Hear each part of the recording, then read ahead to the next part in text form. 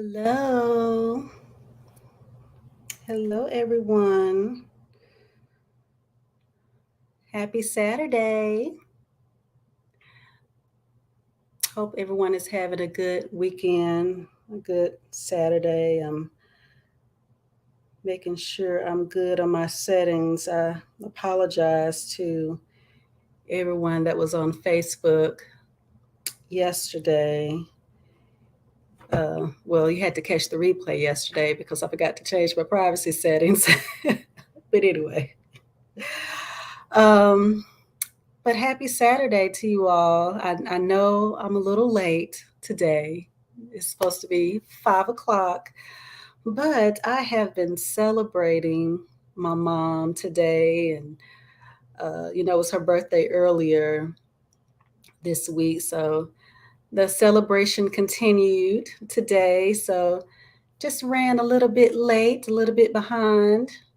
Hey, Eric, thank you for joining. But I did not want to miss an opportunity to get with you all today and let you know what was on my heart, on my mind. At first, I was going to, hey Kim, I was going to skip today and not go live. But you know what? I made a commitment.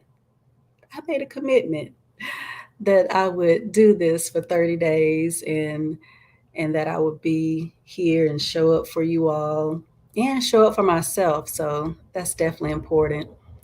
But we are live on Instagram. Uh, we're live. Good to have you, Kim. Dr. Kim, excuse me. And we're live on YouTube, on the Teach Me Tribe. And we're also live here on Facebook. So if you all would just take some time to share. Hey, Steven. Hey, big bro. Good to see you. But if you would take some time to share this out to anyone that really anyone. I mean, it could be a parent or a co-parent, anyone who wants to be a parent. I believe all of this will help and inspire everyone. But for all who don't know me, my name is Tiffany Newton. I'm a master certified health and life coach. I've been in the mental health space for the past couple of years, and I have now moved over to the co-parenting space. I believe this is where God would have me to be right now. And you know how God does, He moves us each step at a time, each moment at a time. And it's certain times where we, when we move, and we feel an unction from him, and we just have to make it. We just have to make that step, no matter how we know it's going to look, because a lot of times we don't know how it's going to look. But if we make that step, then he will constantly reveal himself. He will reveal the next step for us. So we are in a 30-day challenge, and discussing my journey to co-parenting. And this week has really been good. This has been the first week, and it has really been good. I've learned a lot from you all, and hopefully you all have learned some things, and some things that you can apply to your life, or some things that you can put on the shelf, or if you're not a parent. So, some things that you can put on the shelf where you can implement. And it's no matter what type of parent you are. You can be a step parent, and not have any biological children of your own, but you're helping your spouse to care for a child. So it can be a blended family. So I believe all of these things that I will share along the way will help. Hey, Miss Melinda, I'm so glad you joined. So today, I know we've talked about, just a quick recap. We've talked about the importance of emotionally healthy children. We've talked about the importance of having a healthy co-parenting relationship. Hey, Crystal, thank you for joining. We've talked about um, the new way of co-parenting. That was the last thing we talked about yesterday. And I know We talked about, be you transformed by the renewing of your mind, and how a lot of things that we've experienced, our belief system has programmed us to think that we should parent a certain way based upon how we were parented. But I introduced you to a new way of co parenting yesterday. So today, I kind of want to go into mindset. I want to go into, how can I co parent or have this co parenting mindset without losing my mind? Because I don't necessarily, like my ex. I don't necessarily, like my children's father or my children's mother. It's okay. It's okay if you don't like them. That's why you're not together. But as you can remember, the child is always our focus. So everything that I talk about, everything that I discuss is always going to be child focused. It's always going to be to the best interest of the child. It's always going to encompass the child. So, so cultivating a co-parenting mindset, it requires self-awareness, self-reflection, and commitment to ongoing growth. It involves prioritizing the child's needs, fostering effective communication. Remember, we talked about how important effective communication is in co-parenting, and actively working towards a collaborative and respectful co-parenting relationship. Co-parenting, it takes work, and maintaining any relationship, not just a co-parenting relationship, it takes work. And so by adopting this mindset, um, you as co-parents, you can establish and maintain a healthy relationship that positively impacts our child's well-being and development, because that's what we want, right? Can we agree that our main focus is the child? Yeah, it's always going to be our child. And everyone that we want in our circle, in our village, to support us with our child, we want that to be their focus as well. So today, hey Tony, thank you for joining. Thank you for joining. Um, but I won't be long today, but I do kind of want to touch on a few things that has really helped me in my co-parenting journey post divorce. And the number one thing is keeping the children in focus. That's always, it's probably going to be the number one thing of everything that I bring up, because it is our focus. The child is our focus. And I think it's a good thing to constantly remind ourselves, no matter how hard things get, that our child is our focus, and we have to constantly keep them at the forefront of our minds. So remember that, our the ultimate goal is to provide a healthy and nurturing environment for our children, to keep their well-being at the front of our minds at all times.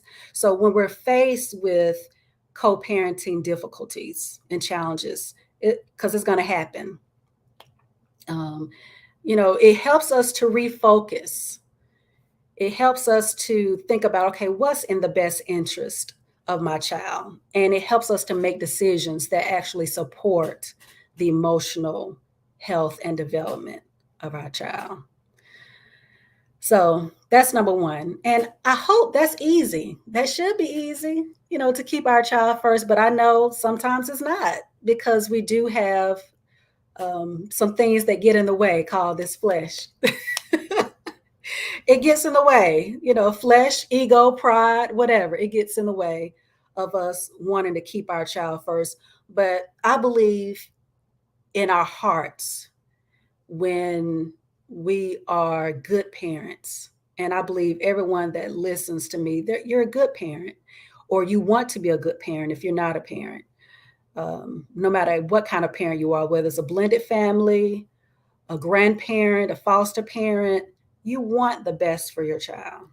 And in this instance, in co-parents, we have to keep our child at the forefront. We have to keep a focus on them.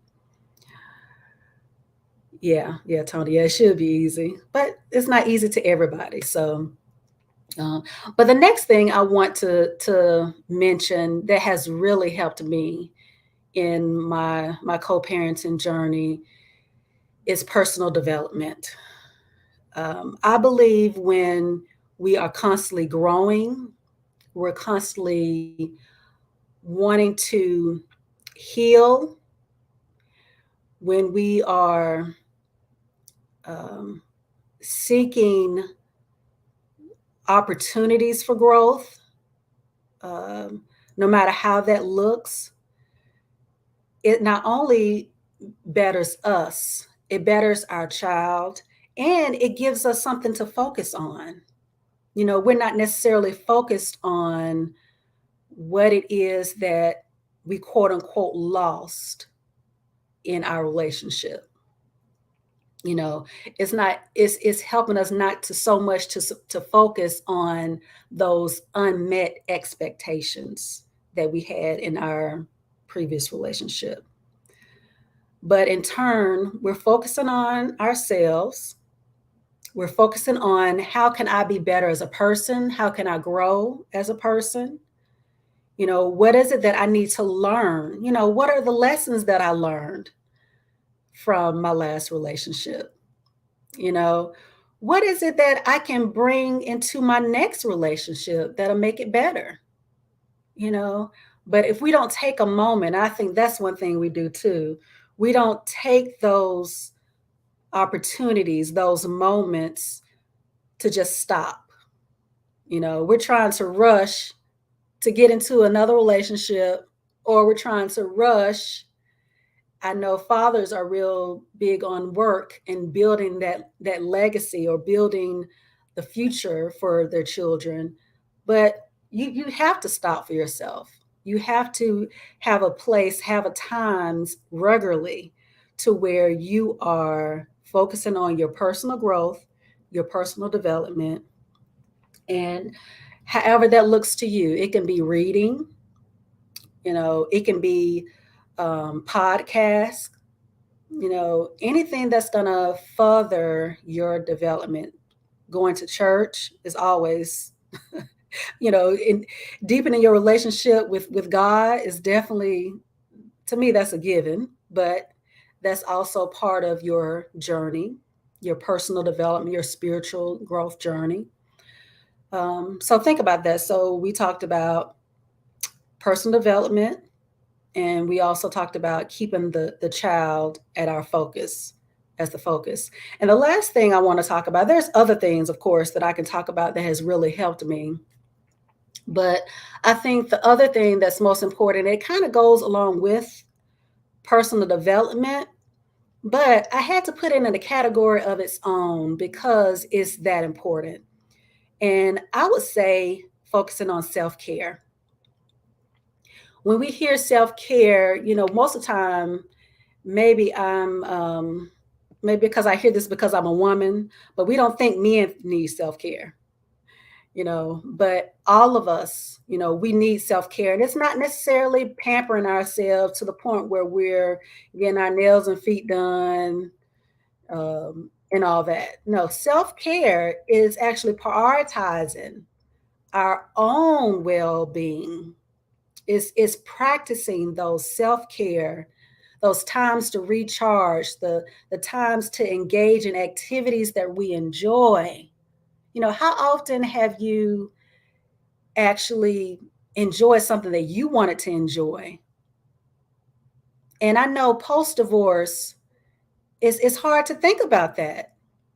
It's hard to think about that because you've gotten caught up. I speak for myself because it might not be me or you. So I speak about myself. It was hard for me I had to get a new normal. I had to get a new routine. Everything that I did was caught up in my kids and in my husband at the time. So all my activities, of course, I enjoyed them. I enjoy my family now, but I had to actually prioritize my physical health, my mental health, I had to go to therapy. That's part of self-care. Going to therapy, that's self-care. And I had to realize that. So taking care of myself, taking care of yourself, it will help you manage stress and the approach to this co-parenting mindset, this new way of thinking that I was talking about yesterday. And it will help you to think clearer. It'll help you to be more open to this new way. So I want to encourage you today. This is your action. This is your action step. And you know what? It doesn't matter if you're a co-parent, it doesn't matter if you're a parent, step parent, grandparent, foster parent. It doesn't care if you're a parent at all. I want you to focus on self-care. Tell me, okay, what I want you to do over the next, I'm not going to even give you a whole week because I believe you can do this in a couple days. How about that? So on Monday, I want you to send me a message, even put in the chat in this particular live. Hey, Tiffany, this is what I decided to do for myself in regards to self care. Whether it's go for a hike, go for a walk, read a book, tell somebody, yes, I want you to take my child for the evening just so I can have some time alone, taking a bath, not a shower, but a bath. It's so many things you can do for self care. You know, I know, okay, let me think of something for guys. Hanging out in your garage, working on something, going fishing. I mean, there's so many different things you can do. And I'm going to add this too, one thing that I've learned in my journey. I used to hate it when my kids were gone. I would literally be in a state of depression. Yes, sitting on your back porch. I love that. I love that, Steve. Oh yeah, take myself out. Yes, by yourself. Yes, those are some good self-care plans. I remember how depressed I used to be when my kids would leave the house. And I would really, it was really more so a pity party that I would have, because I feel sorry for myself. I didn't have my boys here; they were at their dad's. But you know what? As I healed, as I started focus more on myself, because I mean, I'm just here by myself. I've never been by myself. I love my time. I love my time. I miss my boys, but I love my time because it gives me opportunity to read, to sit on my back porch, to go hiking, to go for walks, to have those quiet times alone where I can self-reflect. I can hear from God more clearly because I don't have a lot of noise. Not saying that my boys are noise, but you know what I'm saying. I don't have a lot of distractions, because it's just me. And I don't know if we think it's really a blessing when we can have those quiet times, even when we do have our kids. Yes, meditation. Yes, definitely. I do that too. So so I definitely I want to hear from you. So please respond. Let me know what you plan on doing, what you do in your for your self-care. And please remember, developing a healthy co-parenting mindset, it takes time and it takes effort. So be patient with yourself. Give yourself some grace. I had to do that because I had not been in a routine of self-care. I had not been in a routine of doing things for myself. So I'll allow for growth and learning along the way. But I promise you, prioritizing your well-being and seeking support and staying focused on the needs of your child, it will help you to maintain your sanity and your mental health. So That's all I have for you today. I really pray that I've said something that was a blessing to you, and I look forward to reading your comments and and your self care task or things that you've done for self care. Thank you, Stephen. I appreciate it, bro. And please join me tomorrow. I will be here at 5, hopefully. I don't plan on doing any more celebrate with my mom. So I will be here tomorrow at 5 as we continue on. Thank you, Crystal. As we continue on this journey of co-parenting. And I think we'll talk about, I told you I have my list, but the Holy Spirit, you know how he moves. When he says something to change or do, I do. But I feel like we will be moving into the child first method. So I'm really excited to speak with you all about that. And until then, if you don't follow me, please do. I am Tiffany D Newton on Instagram. Tiffany D Newton on Facebook. Check out my tribe at Teach Me Tribe on Facebook, as well as follow the Teach Me Tribe on YouTube. And you can also catch these replays on YouTube as well. So until then, I will see you all next time. Love you.